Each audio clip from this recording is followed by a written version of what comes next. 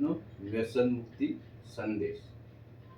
Family માટે ખેતી કરવા પણ જવાના, ફેમિલી માટે મજૂરી કરવા પણ જવાના, ફેમિલી માટે નોકરી કરવા પણ જવાના, ફેમિલી માટે બિઝનેસ કરવા પણ જવાના, ફેમિલી માટે ખરીદી કરવા પણ જવાના, ફેમિલી માટે વીમો પણ ઉતરાવવા જવાના, ફેમિલી માટે બહાર ફરવા પણ જવાના, ફેમિલી માટે દુનિયા સામે લડવા પણ જવાના, ફેમિલી માટે સારું મકાન પણ ખરીદવા જવાના.